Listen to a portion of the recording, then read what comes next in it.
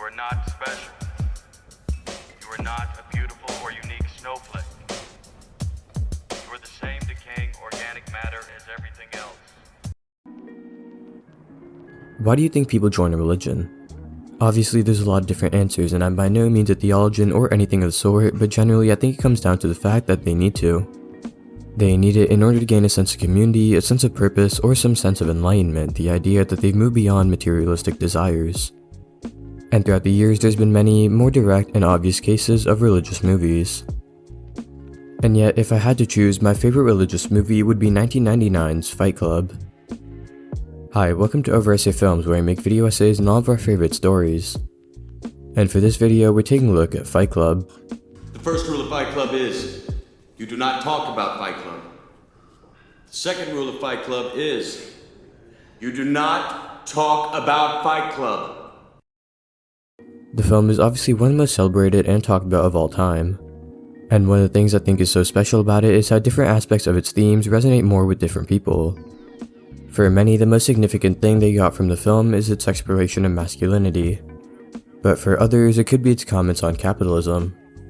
The themes are all tied together in the film, yet everyone connects more with certain parts of it. And while these themes are undeniably a massive part of the film, to me its religious aspects are what stood out the most. Not in the sense that the characters talk about God a lot, but more so the fact that the film and the Fight Club itself is shockingly similar to actual religion. And more specifically, how religion can spread and turn into a cult.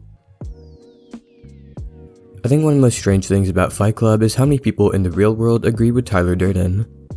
The amount of people who see his views as the message of the film is honestly borderline terrifying. The whole film is meant to deconstruct these ideas while still showing how this capitalistic sense of monotony that many of the characters have can make people turn to something like Fight Club to gain fulfillment. And this isn't all that dissimilar to religion. Like we said before, a big reason why people turn to religion is their sense of unfulfillment. Similar to Fight Club, it's about people searching for something more in their life, something that makes them feel like their whole life isn't just about making money and being consumers. Advertising has us chasing cars and clothes, working jobs we hate so we can buy shit we don't need. And while it feels weird to say, it's honestly a bit healthy for them. It obviously feels strange to call a thing where people come together and beat each other up healthy, but it actually serves its role extremely well. Similar to religion, the starting part can be good for people. In religion, it can provide a sense of structure and discipline to life as well as a sense of community. That sense of community is a major aspect of what I want to talk about, but I'll get to that in a second. For now, this is where I would say Fight Club and its members are at its best. It's a thing for them to do to relieve themselves of their monotonous lives for a bit, and it's not hurting anyone else or being overly destructive to its members. But similar to religion, I think the road to destruction starts somewhere that does seem positive. Because it's after this where we see things start to fall apart. We start to see the hypocrisy of what's happening and all the flaws that come with blind loyalty. Because as the Fight Club grows, so does its members' addiction to it. Their need and desperation for it leads to increasingly cult-like behavior as they start to completely embrace it as a way of life. This addictive and ultimately dangerous belief in Fight Club causes them to unknowingly become worse than who they were before. Much like with religion, when belief is pushed too far, it can end up undermining the very essence of its ideas and morals. Christianity pushes a lot of positive ideas like forgiveness and compassion, but it's also been the cause of devastating wars, most recognizably the Crusades and the 30 Years' War. In Fight Club, Tyler supposedly opens people's eyes and frees them from their ordinary lives. But they unconsciously become his personal slaves. They think they've broken free, that they've become enlightened, but the truth is they're worse now than they were before. Desperate to cling to what they think gives them fulfillment, they become completely robotic workers, only existing to carry out the will of Tyler Durden and Project Mayhem. And so what starts off as a strange yet effective way to have something more than the ordinary consumer-based life they've been living, ultimately turns into a terrorist group in the same way religion can turn to a cult. When viewed this way, I think the parallels between Fight Club and religion are pretty clear. But what I think is even more impressive about the film is how it, maybe unknowingly, serves as a deep commentary on fulfillment. Now maybe this next part of what I talk about is a little far-fetched, or maybe it's just a crazy coincidence that it even exists. But like I said, this is just my interpretation of the film. Because a major idea I think it explores is the concept of fulfillment. This is yet another parallel between Fight Club and religion, but the film's actual exploration of it is something I haven't really seen talked about. It poses a lot of ideas on what fulfillment looks like. It's obviously not materialistic, that's made very clear in the very premise of the story, but it's also not whatever Tyler says. This, I think, is one of the more strangely misunderstood aspects of the film. Maybe certain people who heavily agree with Tyler want to live in denial of what the film is actually saying, because it's made explicitly clear that he isn't right. The end of the film has the narrator frantically trying to undo what he's done after realizing that things have gone too far. It's the entire point of the film and the narrator's arc throughout all of it. Part of Tyler's philosophy is the idea of pain. You could argue that Tyler uses pain as a test to prove people's loyalty, but I honestly don't see it that way at all.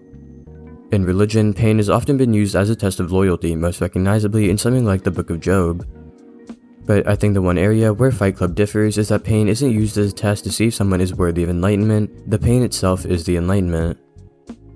Throughout the film, we see Tyler's strange obsession with pain, obviously with the Fight Club itself, but also with the support groups he goes to, how he constantly fights against himself, the car scene, and obviously the acid. I think according to Tyler, pain is how people move beyond their ordinary materialistic life. However, this doesn't actually work. Something that's interesting to note is that Fight Club doesn't actually cure the narrator's insomnia. He might think so, but in reality, it's just contributing to his identity disorder. And it's the moment he's able to break free that's significant to my interpretation of the film's deeper themes. Because it's only when his friend Bob dies that he's able to see everything wrong with Project Mayhem. Throughout the film, it's made clear that the narrator really has no friends, not until he meets Tyler Durden, but all he is a representation of his isolation and loneliness. In his desperate attempt to connect, he creates a whole other entity who's everything he wants to be. I think a character in the film who gets talked about way too little is Marla Singer. It might seem like she's just there to serve as a parallel to the narrator, push the plot forward, and set up twists. In this way, she does play an important role in the film, but I also think she plays a part in its actual themes and ideas that goes unnoticed. Much like with religion, so much of the fulfillment people find is with being accepted into a community. Community and a shared sense of culture has always been a defining characteristic of religion. If everyone had their own belief in spirituality, the very idea of organized religion wouldn't exist. And with this, my interpretation of Fight Club's ideas on fulfillment is this. It's people, not pain or nihilism, that gives us fulfillment. Now this might be, for lack of a better word, corny, but I think it's an important concept that complements the film's ideas. Marla Singer is the biggest example of this. The film ends with the narrator holding her hand, rejecting Tyler Durden, and finally accepting her role in his life, something he hasn't done for a majority of it. The people of Fight Club aren't just fulfilled because of the ideas that Tyler Durden presents, but more so because of the fact that they've found people going through the same problems they are. And it's why Bob's death is significant, because only once his friend dies that the narrator understands what he's done. Right after this, the people of Fight Club turn on him and Marla's life is threatened. He's lost every connection in his life, and it's what snaps him out of his delusion. Now there is a kernel of truth to Tyler Durden's ideas of moving past materialistic desire and finding true fulfillment. But it's not through pain, anarchism, or nihilism. There's a reason Fight Club is still so relevant and so talked about. There's so many possible interpretations of the film, it deals with so much and does all of it incredibly. But the film's parallels to religion and blind faith, as well as its commentary on true fulfillment, is something that stays with me to this day. Now maybe this makes no sense or I'm reading too deep into it, but like I said, this is just my interpretation on one of the best films ever made. Remember, if you guys like this video, I have a lot more essays on the channel, so check it out. And if you like what you see, consider subscribing. Thanks for watching, and I'll see you next time on Over Essay Films.